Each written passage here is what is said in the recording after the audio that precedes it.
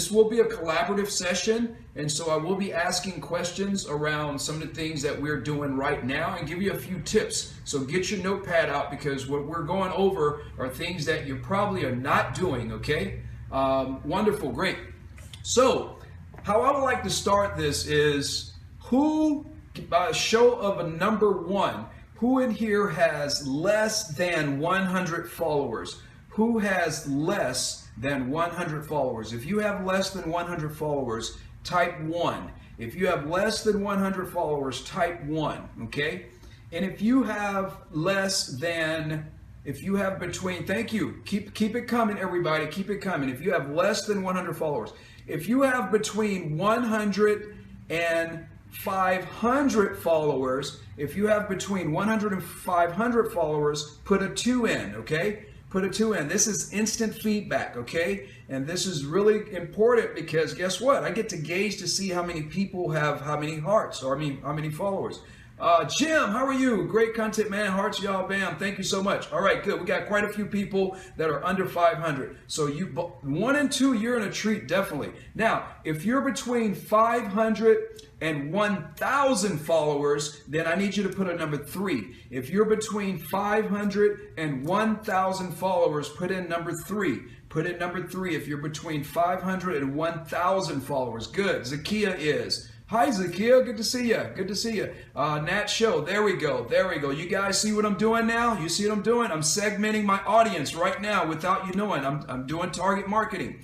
And if you are 1,000, between 1,000 and 5,000, I need a number 4. If you're between 1,000 and 5,000, I need a number 4. These are my power scopers. These are people that are been on here, scope more than 100 times probably, and have a pretty decent following and a strong community. Now, if you have more than 5,000 followers, I don't care if it's 100,000, if you have 5,000 or more, I need a 5, okay?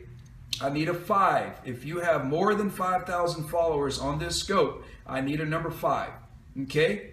Everyone with me? Everyone with me? Okay, cool. All right, let's. Okay, you guys see what I just did? Did you see what I just did? The power of Periscope right now, everyone. The power of Periscope is we get instant feedback. You sewing alone, it's all good, PJ. We appreciate it. Well, luckily, I don't know. I was hoping someone was here with more than 5,000 followers. They're probably busy scoping, okay? And not hanging out over here with us little people. But it's okay, because I'm going to get you guys right, okay? So here's the deal, everybody. What I just did, I basically segmented all of my followers in the matter of 5 minutes. Actually less than 5 and 3 minutes. So when I go back and watch this replay, boom, I get to see who is where, okay? So I can now cater my topic and my discussion points to those in those different numbers, okay? So let's get started. Just coming in, Adriana?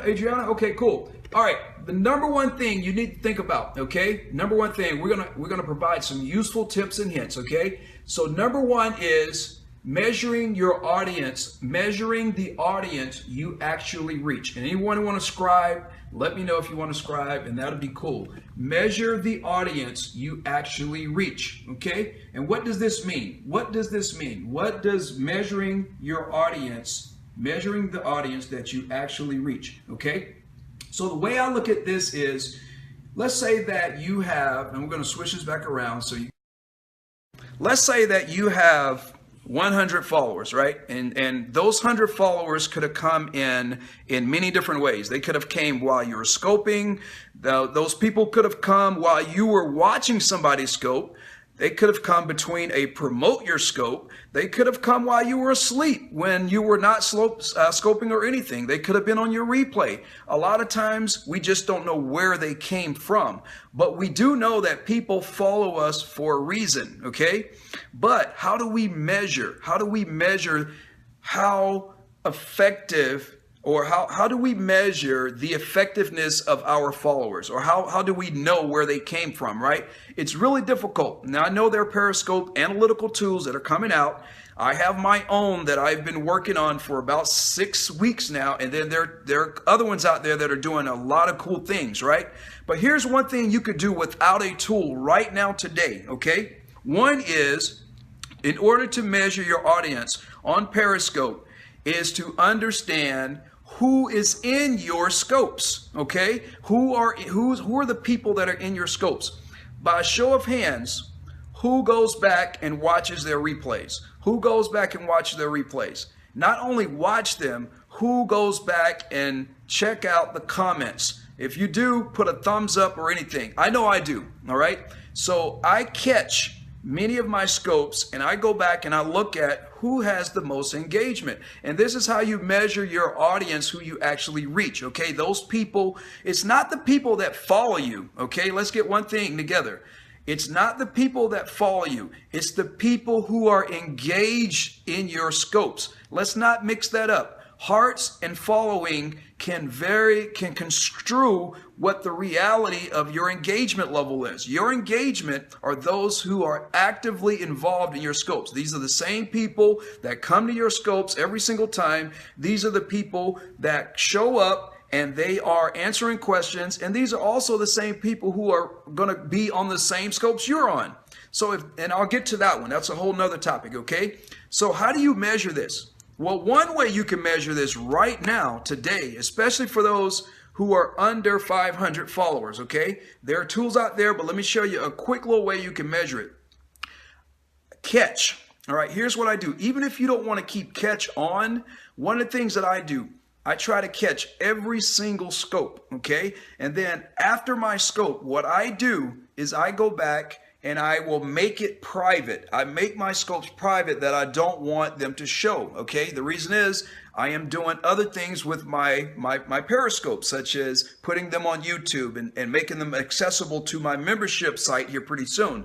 But the thing I want to share with you is you should be using Catch. It's a free service, okay? That doesn't mean you have to publicly display every scope, but at least catch it, all right? Catch your scopes, everybody. This is a trick, all right? Catch your scopes, because guess what? All of those comments are there. You don't have to go through each of these. You don't have to go through the play of a replay for Periscope. You can fast forward through it, or you can just click on the tab that says comments, okay? Now what you can do, and you know, Alex Pettit has a tool coming out. There's another tool called Full Scope by Casey Zeman. I'm definitely using Casey's tool right now to understand a lot more. Yes, a membership site is the way to go. Yes. But the thing here is those tools that they are mentioning, they can't capture your information that's going backwards, okay? It only happens at this point going forward, all right? So what I'm sharing with you guys, you can now go back to your catches and measure the comments, see who's actively engaging, who has actively engaged, and now identify those people as what we consider warm leads or active engagers in your scopes, okay? And keep that thought, because we're going to number 2, all right? Here's number 2. Over. There we go. So, number 1, measure the audience you actually reach, all right? Number 2. All right, you don't have to worry about A, B, C, and D. I'll go through each of these. Analyze. Now, here's where you analyze your engaged audience. Okay, does everyone know who are watching you? Do you know whenever you hit the start broadcast button, do you realize the segmented audience? All right, your audience is not just your followers. Your audience is anyone. That's why it's very, very important. It is super important, everyone, that when you start a broadcast, okay, that you take heed that there are many people that are watching you, okay? There are who we call, all right? This is how it's broken up, everyone. Your engaged audience, okay, could be a number of live viewers. They could be web viewers. They could be replay viewers. All right. And then we'll get to D in a minute. That's a metric I want to talk about. Okay. But your live viewers are the people that are on Periscope and they are logged in through their Periscope ID. Okay. Web viewers. Web viewers are people that are logged in. They actually may have a Periscope ID, but they're identified, a web viewer is identified as that person who is not logged into the Periscope application, but they're either on a website, on a laptop or a desktop, okay? Or they could be logged in from their iPad or their tablet through a browser, not through the app, okay? But in most cases, if the iPad or your Android tablet has the app already installed, or if it's not installed, it prompts them to install it. So this is a good measurement of your web viewers versus your live viewers, okay? Now, let's talk about replay viewers. Replay viewers are people who come back and watch your scope, all right? And this is one that we always, because when we start a scope, everyone, okay, there are things that we can do, right, to engage offline with our replay viewers. The one thing you can do is, as soon as you start your scope, and this is not a presentation scope, but this is one thing you need to start doing if you're not doing, is make sure you acknowledge your replay viewers and you let them know what is being discussed in your scope, okay? You let them know what is being discussed in your scope so that they can frame your scope for their time limit, because they're coming here from other people. Somebody shared it with them, okay? So if you're not doing that, you need to start doing that so that you can effectively engage with your replay viewers. Now, once you do that and you go back 24 hours later, guess what? Those replay viewers tend to go away, and I'll show you an example, okay? Let me show you a quick example. So when you, and for those who know this, I don't have to explain this, but a lot of my new people do not know this, okay? So if I were to go to my scope, okay, let's go to my last broadcast, and let's turn this down, make sure it's not, it's on mute, okay? So I want everyone to look at this real quick. All right, so these are my broadcasts, right? And I need to share these with you. I track every last one of my broadcasts. So this is my 101 broadcasts. I have tracked every last one of them, okay? So right now, if we were to go back to my next to last broadcast, the one I did this morning, right there, if we were to look at these numbers, it shows 280 total viewers. Total viewers meaning that this is my web plus my live viewers, okay? Total viewers. Actually, it's web plus your live plus your replay, if I'm not mistaken. I think it includes your replay. But if you look here, it will also show, it will also show my replay viewers, okay? And it only stays there for 24 hours, okay? It stays there for 24 hours. Once after the 24 hours, this goes away, that 32 replay viewers. But let's show you one more thing that you probably don't know, my newbies, okay? If you scroll all the way down, okay, you'll see this number here that says 265.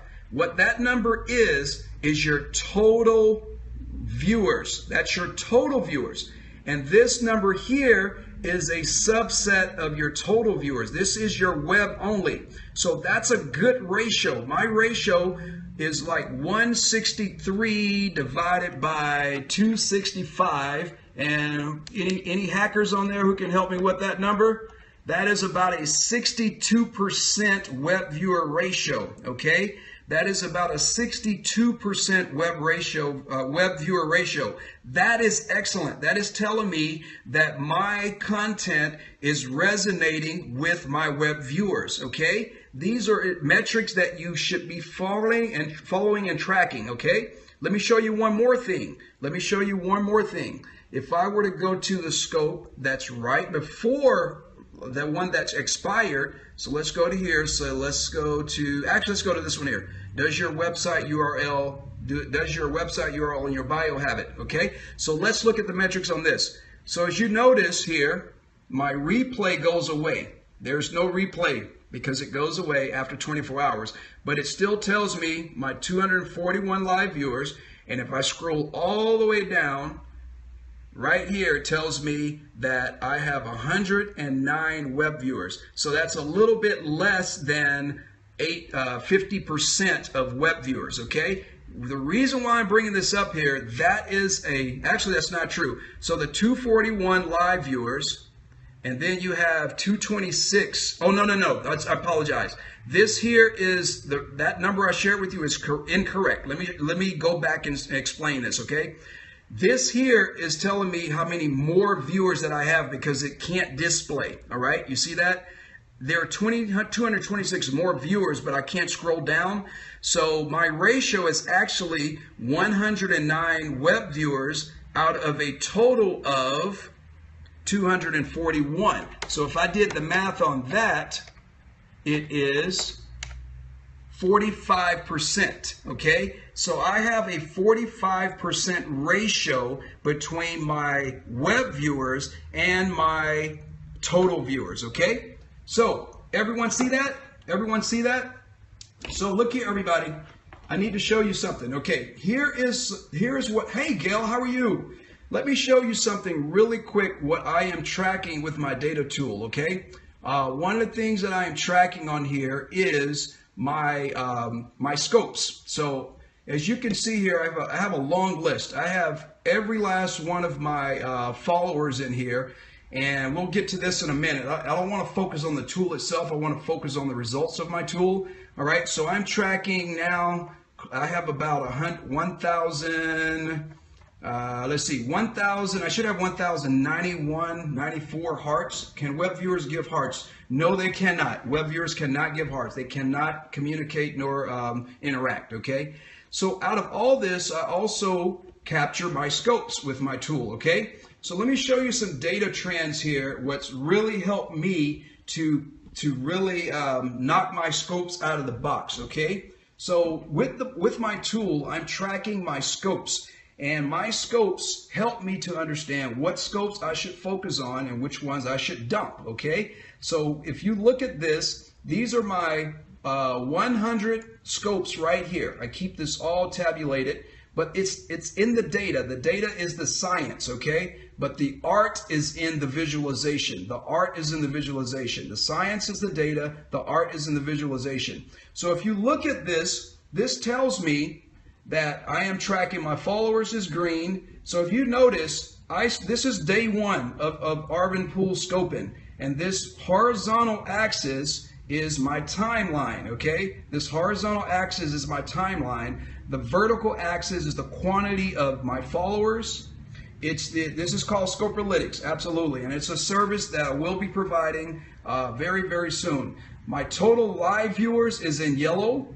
My live scope viewers are in red, and my live web viewers are in blue, okay? So if you look at this closely, you guys will see that there are spikes in here, okay? I wish I can increase the size of this. There we go.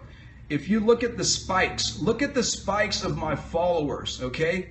And this is actually an aggregate. So some of these numbers may not be pinpoint because it's an aggregate, okay? So if you look at this red here, that tells me how many live scope viewers per scope. So I can go back and look at these spikes and pinpoint that exact scope to tell me which scope I got the most followers. Arvin, what's the green? The green is my follower increase. So if you see this here, that is data that doesn't exist because it's flatline. It's an aggregate. It's an average.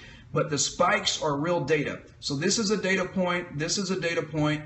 This is a data point here. This is a data point. And if I were to draw a line that went here, you will notice that